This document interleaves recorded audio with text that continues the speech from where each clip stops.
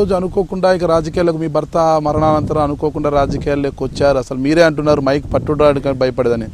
ఆ నామినేషన్ సందర్భంగా పెద్ద ఎత్తున కాల్పులు జరిగాయి. అక్కడ దాదాపు 6 మంది మృతి చెందారు. అక్కడ అంటే వారి శవాలను దాటుకుంటూనే నామినేషన్ వేయాల్సి వచ్చింది.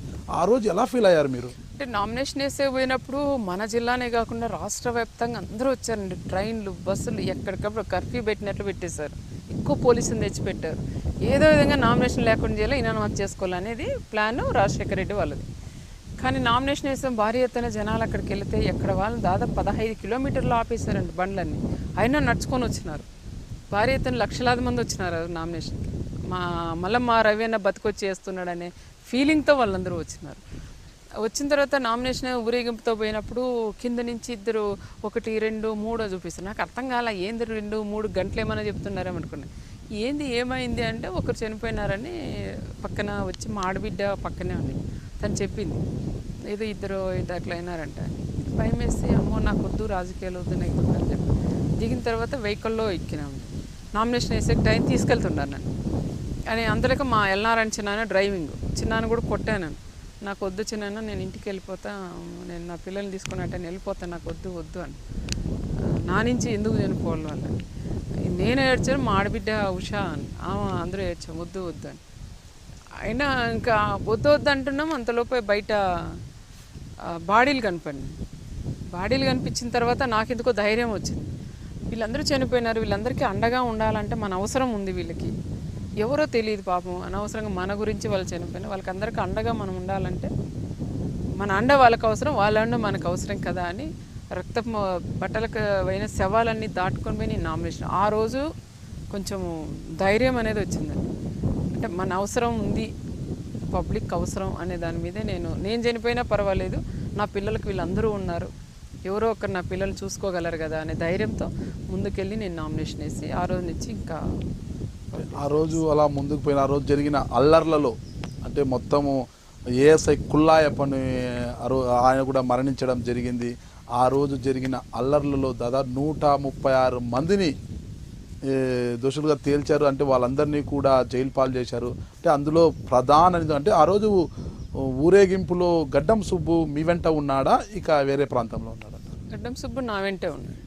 అలాంటప్పుడు గడ్డం సుబ్బు మీ వెంట ఉంటే అందులో కుల్లాయప్ప హత్య విషయంలో గడ్డం సుబ్బుని ప్రధాన నిందితులుగా చేర్చారు. అంటే రాజకీయంగా పరిటాల రవి గారు చనిపోయిన తర్వాత దాదాపు 10,000 మంది మీద కేసులు పెట్టినారు. 23 జిల్లాల్లోనూ లీడర్లు, కార్యకర్తలు అన్నీ పెట్టారండి.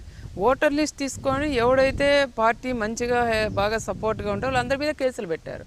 బై ఎలక్షన్ అప్పుడు కూడా అంతే. గడ్డం సుబ్బు వీళ్ళందరూ ఇరికిస్తే కేసులన్నీ వీళ్ళు మళ్ళీ పరిటాల కుటుంబం వైపు చూడరు కదా అని భయం పెట్టాలనే ఆలోచనతో ప్రతి ఒక్కరూ 145 మంది మీద కేసులు పెట్టినారు. ఎవరు ఎన్ని కేసులు పెట్టినా కూడా ఎవరు కూడా భయపడలేదండి.